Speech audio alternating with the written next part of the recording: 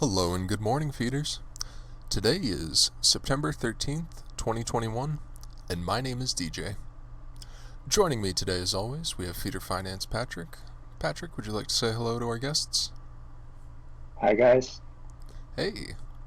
So, we're going to start with the TLDR as usual, and then we'll work our way into some group discussion here. So, Feeder Finance 2.0 has launched this week, and the optimization and capacity expansion has been completed.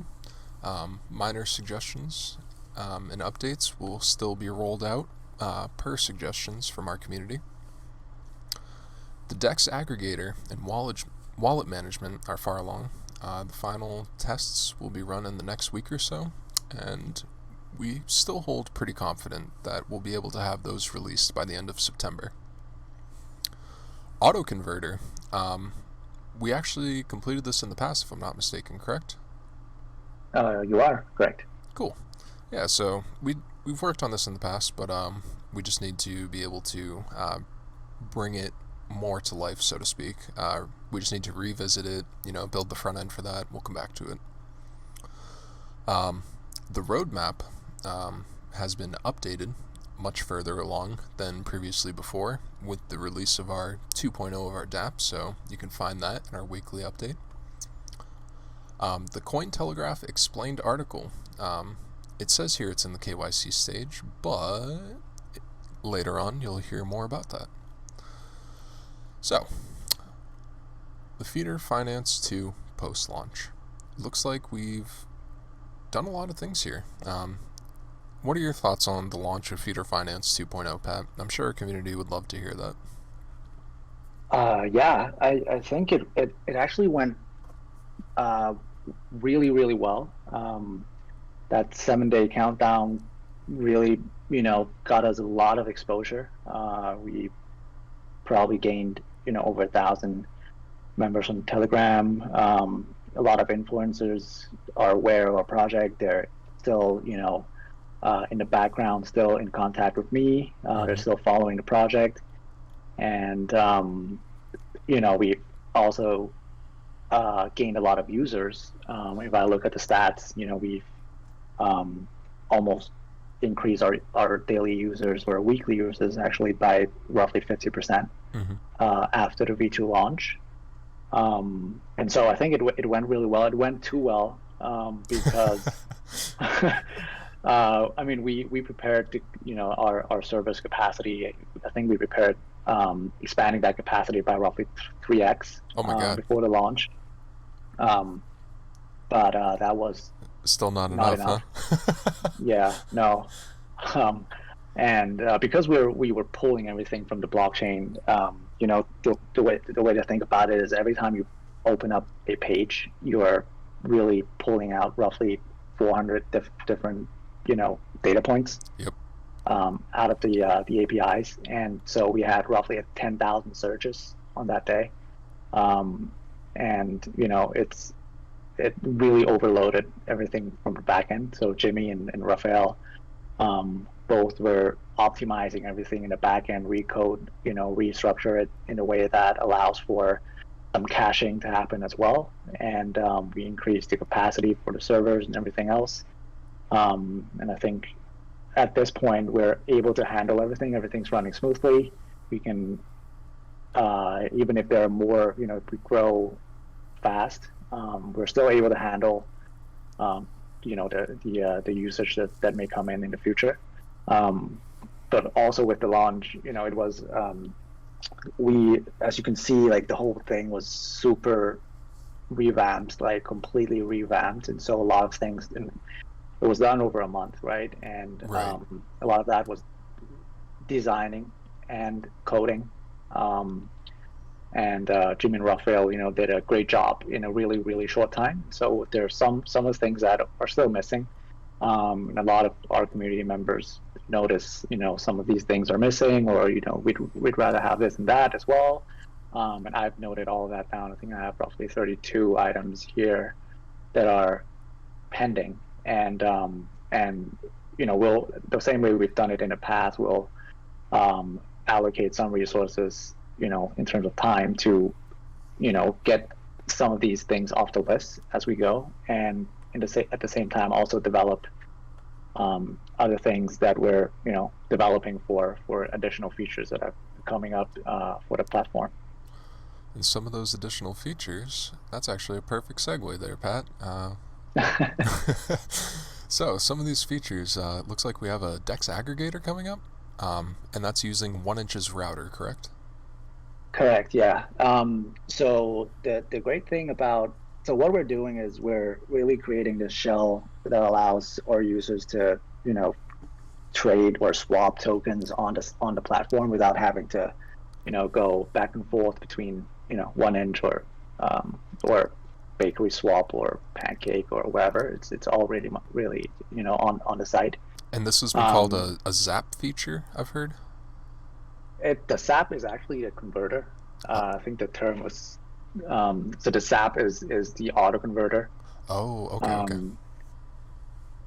If I'm not mistaken, yeah, that's what it is. But the Dex Aggregator, it's really much, and the way it works is, and some of you may not know how 1inch works. They have this algo in the background where they pull in data from all their approved swap pools, and the way they do it is they would then find the best rates anywhere to give you the the required quantity of tokens you're swapping.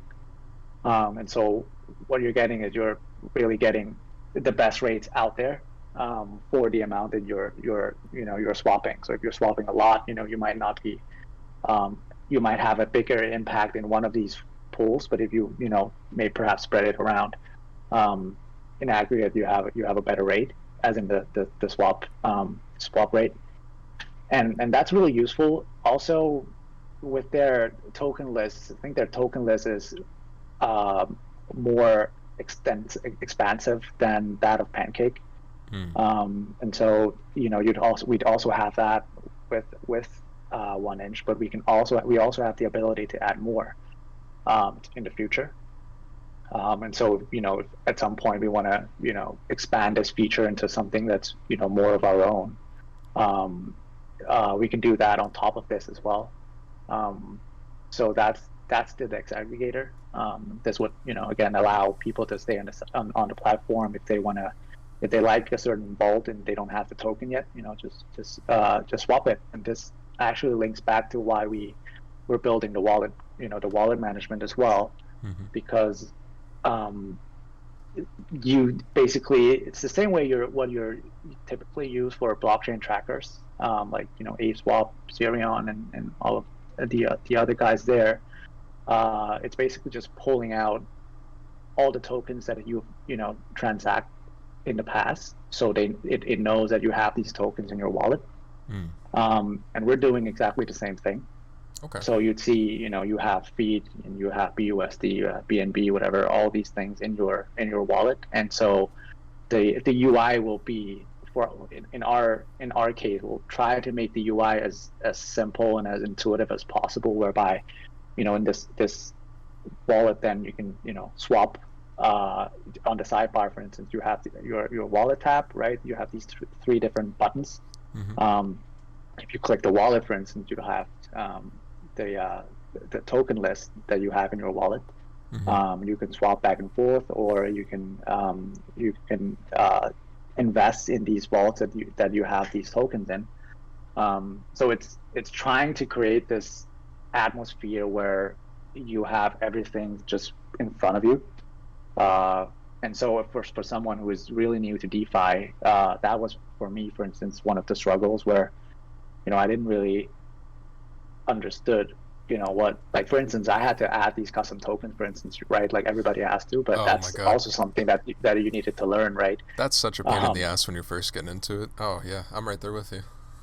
Yeah, exactly. And now, I mean, if you jump onto Feeder.finance, for instance, you see all these vaults, right? You may have bridged or withdrew from Binance or wherever, some BNBs, right? And now you have 10 BNBs, and you see all these vaults, and you like the Cake vault, for instance, because it's got 100% APY, and typically you would have to jump onto Pancake and try to swap it and then perhaps come back, or if we've launched auto farming, you'd have to provide liquidity on Pancake and try to figure that out.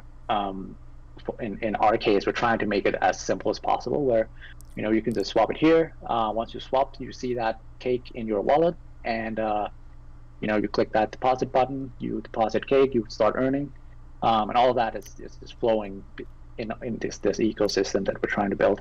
So this will really help streamline the process for our new DeFi investors and really make it, save a lot of time for our already experienced and veteran users as well. That's a very nice feature to add, I would say. So great work. Yeah, and I mean, I would want to. I'd be even if I knew how to do all these things. As I'm sure everybody in our community knows how to do all of these things themselves. Oh yeah.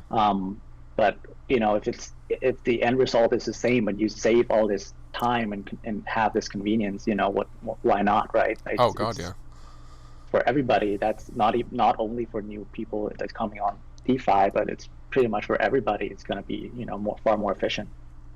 That's for sure. Well, and in terms of efficiency, it looks like our AutoConverter as well should make things a lot more efficient for people looking to create LPs.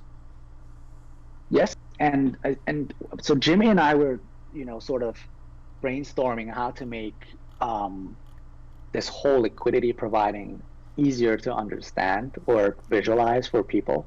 Mm-hmm. And we're sort of dabbling with the concept of LPs being a security as well.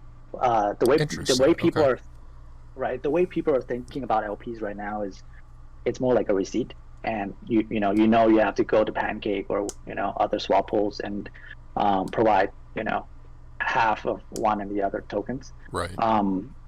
And you have this receipt, and now you're depositing this receipt to farm it.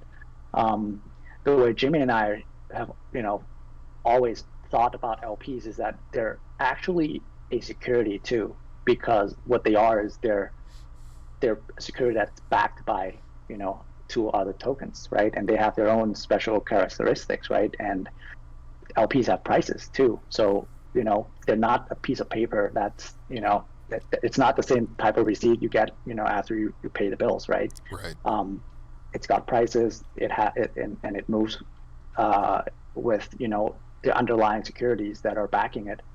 And so we're trying to think about how to make the UI and the whole experience more, I guess different would be the word. Okay. And trying to make it so that you view it more like another token, right? The LP tokens of these two BNB BUSD. Mm-hmm. For instance, it's still a work in progress for us because the converter is done, right? We've tested that before, like a couple months ago already. It's all done. It's pretty simple, really, because you're just breaking up, one token into two, and the challenge for us right now is to think about how to make the front end and the utility of the platform, how to use that to make it simpler and more intuitive for new users, and actually also for us, because it's still pretty inefficient for me to have to go to Pancake, and if I have $100 of feed, I have to sell half and then go to Pancake and deposit, blah blah blah. I mean, if I could just click convert feed into an LP, and that's a one click away sort of thing, that's pretty simple, right? And that's been done before, that's not new. But still, having that on the platform and being able then to directly deposit into our farming, so auto farming products, it also is a lot more efficient than having to do it yourself. I mean, it sounds like it'll be expensive in gas, so at least give users a fair warning, but that is definitely way more efficient than having to go to a new tab, open Pancake, go to the swap side, hit liquidity, blah, blah, blah, blah, blah. Yeah, I'm with you right there. This definitely seems like it's going to be a lot more efficient. Yeah, and I don't think it's going to be expensive in gas, because we're doing the same thing as you would do. If it is, it's marginal, because both selling a token or swapping a token and then depositing both into an LP is not gas intensive, right. Unlike what you're doing with Belt, for instance, because the way they're doing it is a whole different thing. But in this case, it's not going to be a gas intensive type of transaction. Right. Well, I think that's the perfect segue for us to say, hey, Pat, when are these going to come out? Would you like to talk a little bit about our roadmap? Sure, sure. The our progress on the Dex and the wallet management, we're quite far along there. Mm-hmm. I've seen, so I've been brainstorming with Jimmy on the UI, and we're sort of trying to align things to make it look good. Over the past day, the back end on the wallet thing is already done. Mm-hmm. And the Dex aggregator is in progress, but it's also not a super complicated thing because one engine's already done most of the work. Right. I mean, we're pretty confident, by September timeline is I don't think there's any problem there. So within the next 2 weeks, we're probably going to launch things already.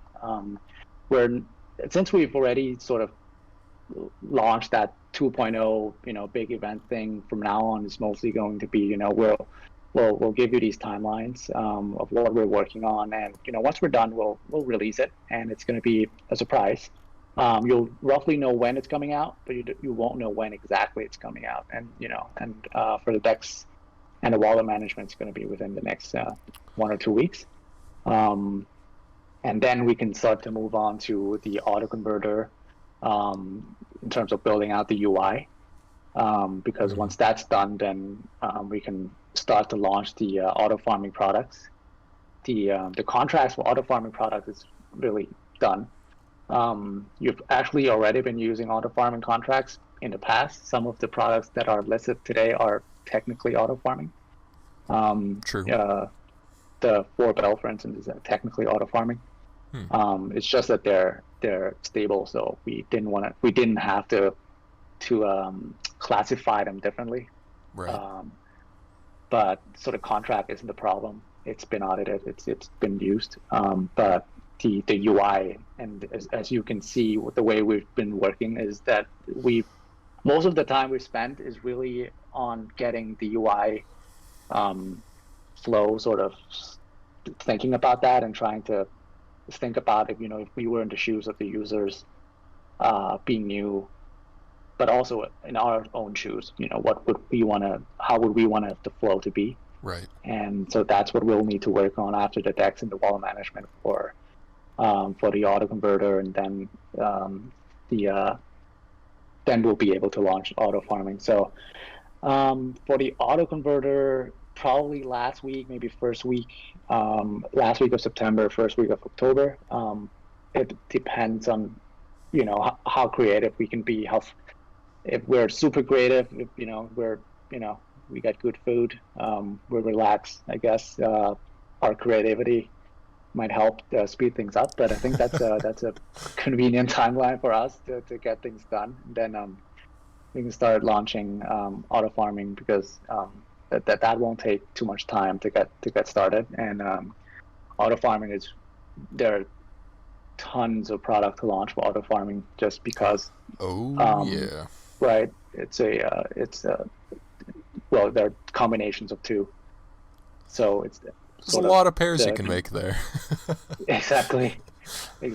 So yeah, and that's the near-term timeline for September, and beginning of October. And so once auto farming starts launching, we can just start launching vaults for auto farming. And we were looking at some of the remaining lists for auto staking, for instance, and it's all of these smaller tokens that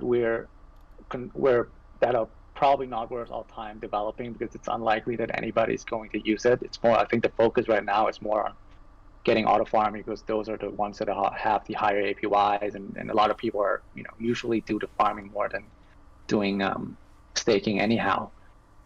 So we want to focus on getting the features out first.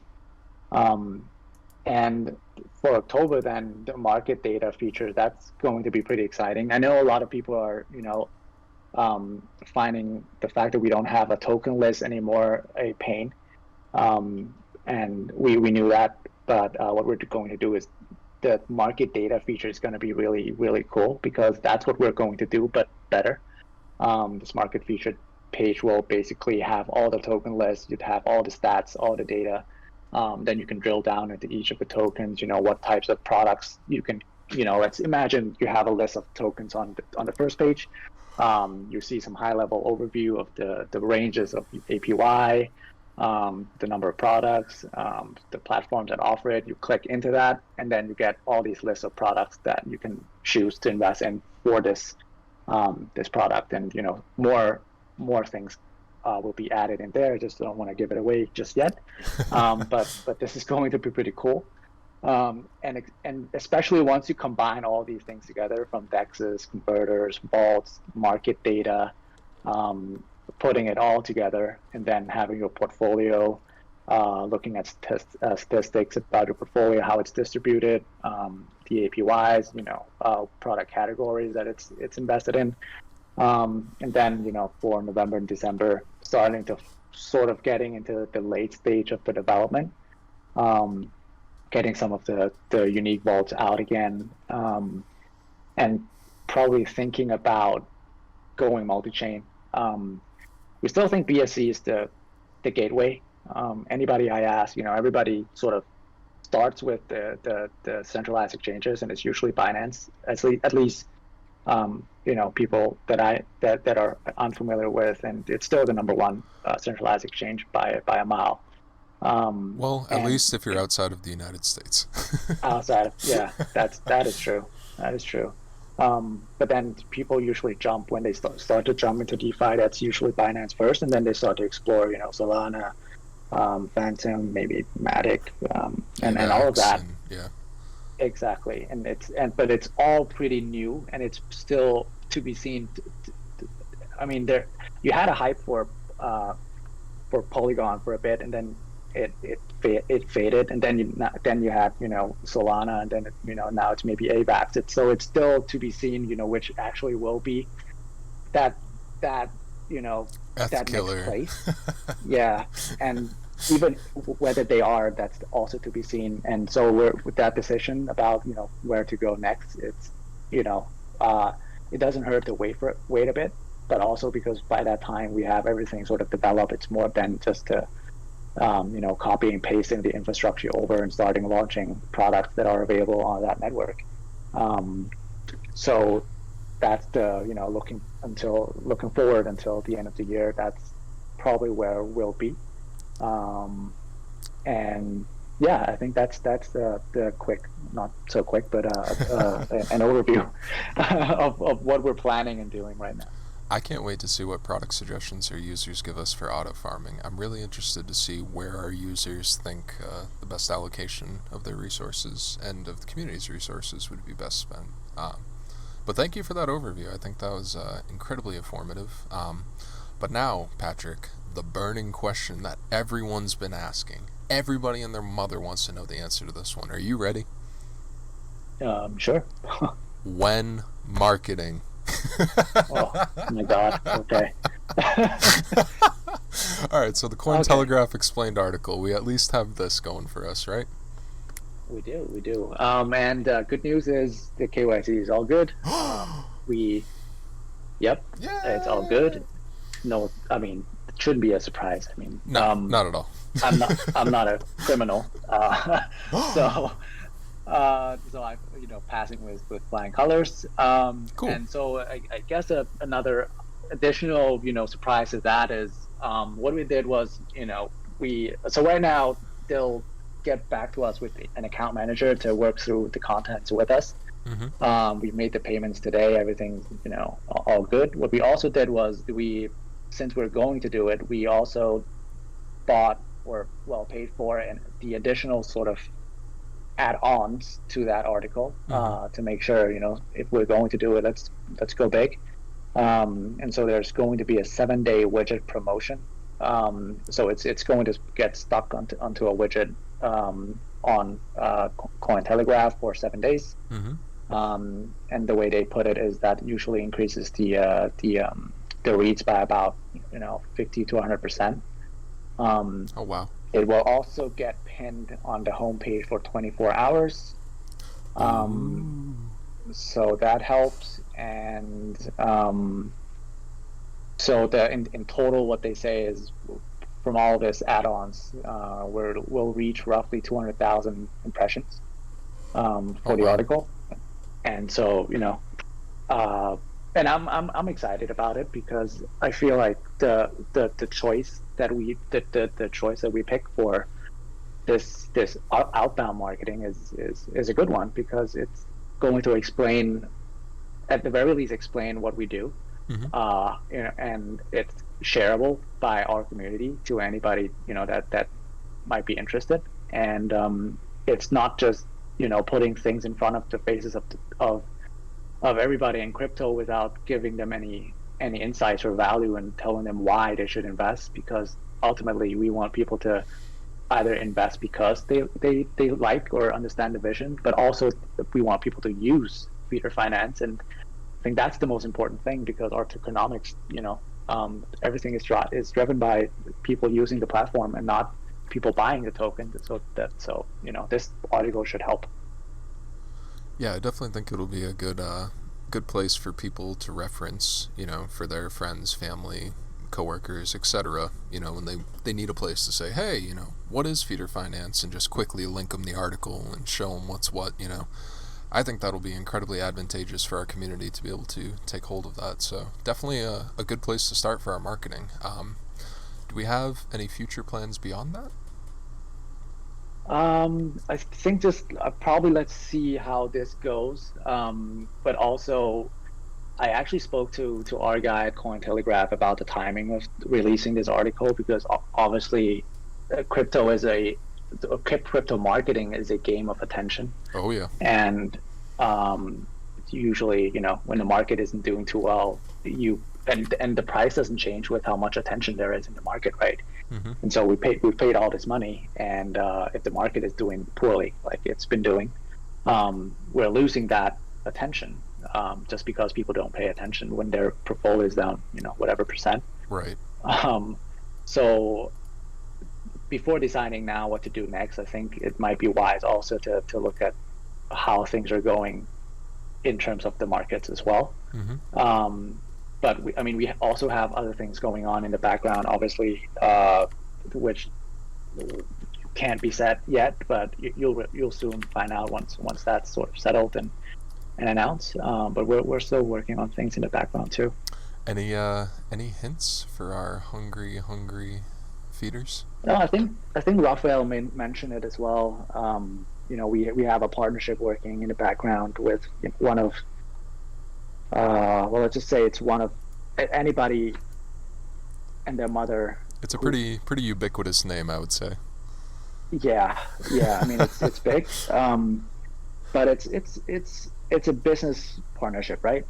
With this party, and it's not meant to hype or anything. It's a business arrangement, and but at the very least, what we'll get a lot of exposure, because the announcement of this business partnership is going to be exposed to hundreds of thousands of Twitter followers that are following this particular party Twitter page, and they're all crypto people, so it's good exposure.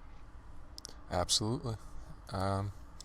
Well, I think that's all we have this week, folks.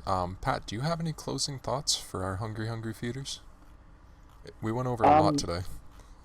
Yeah, no, I think I gave a long thoughts this week already, and I think that I highly appreciate everybody sticking around with us and supporting us, and supporting of the launch of the V2, and I'm glad we've got a lot of good reviews of what we've built, and it's not perfect yet, but we're working towards that. And just let us know if you have any other comments and suggestions, and we'll put that on the list. And if we think it goes along with what we're building, and we'll definitely do that. Absolutely.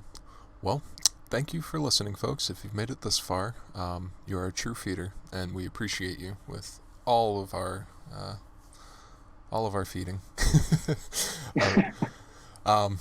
No, we really appreciate you guys. We really couldn't do this without you. Your constant community suggestions and support is what keeps us going and helps us deliver the products you see before you today. So remember to give us your thoughts, either in the Telegram, the Discord, reach out to us via DM, email, what have you.